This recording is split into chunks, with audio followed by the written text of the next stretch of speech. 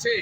আর আজকে আমাদের একবিংশ শতাব্দীতে দাঁড়িয়ে যেখানে আজকে মেয়েরা আজকে নাসার অভিযানে নেতৃত্ব দিচ্ছে, যেখানে আজকে মেয়েরা আমাদের হিমালয় পর্বত জয় করছে, এবং আমাদের এই অভয়া শৃঙ্গ যে জয় হয়েছে তার মধ্যেও একটি মেয়ে ছিল, সেইটা যখন ঘটনা ঘটছে তখন আমাদের মাননীয় মুখ্যমন্ত্রী বলছেন মেয়েদেরকে সন্ধ্যেবেলায় রাত্রিবেলায় বেরোতে যাওয়া যাবে না।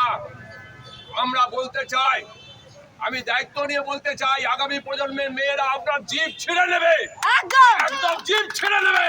এই কথা আপনারা আমার বলার সাহস নিশ্চয়তা করতে দেওয়া হয়েছে। তাই জনতা হচ্ছে একমাত্র অস্ত্র।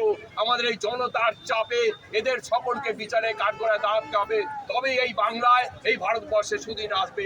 এই কথা বলে তোমাদেরকে আরেকবার অভিনন্দন জানিয়ে যে এই চাকচিক্যের মধ্যে দাঁড়িয়ে তোমরা একটা প্রতিবাদী আয়োজন করেছো, তার জন্য ধন্যবাদ জানিয়ে অভিনন্দন জানাচ্ছি।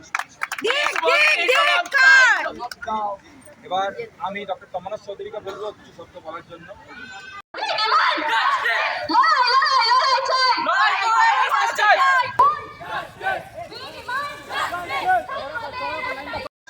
আহ্বান করছি, মা বোনেদের, বোনদের, ভাইদের আহ্বান করছি কি আপনারা আসুন, আমাদের সাথে পা মিলান, কিছুক্ষণ হাঁটুন আর আমাদের সাথে একজোট হন। আর এটা ভাবুন, আজকে ওই যে আইকিউসিটি মেয়েটার সাথে যেটা হয়েছে সেটা যেন কালকে আপনার বাড়ির মেয়ের সাথে না হোক, বা আপনার বাড়ির মেয়েকে এই দিন না দেখতে হোক, বা কোনো মা বাবাকে নিজের চোখের জল মুছতে না হোক।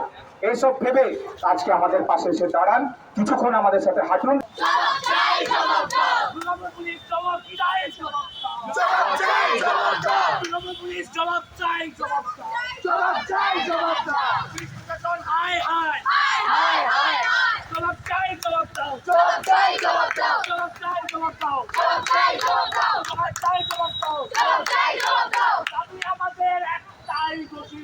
সাজা চাই, দাবি আমাদের একটাই, দোষীদের সাজা চাই, দাবি আমাদের একটাই, দোষীদের সাজা চাই, দাবি আমাদের একটাই, দোষীদের সাজা চাই। মানব না আর অত্যাচার, আমরা চাই সুবিচার, মানব না আর অত্যাচার, আমরা চাই সুবিচার, মানব না আর অত্যাচার, আমরা চাই সুবিচার। দুর্গাপুরকেও দেখিয়ে দিতে হবে কিভাবে অধিকার কেড়ে নিতে হবে।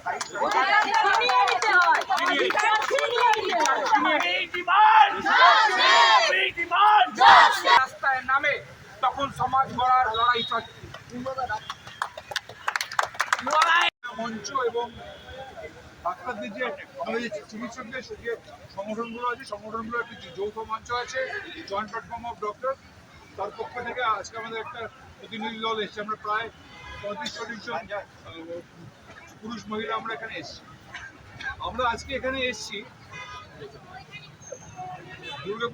দুর্গাপুরের আইকিউ মেডিকেল কলেজে 10 তারিখে যে ছাত্রীটির গৃহীতা হয়েছে তার বিচার চেয়ে আমরা এখানে এসছি।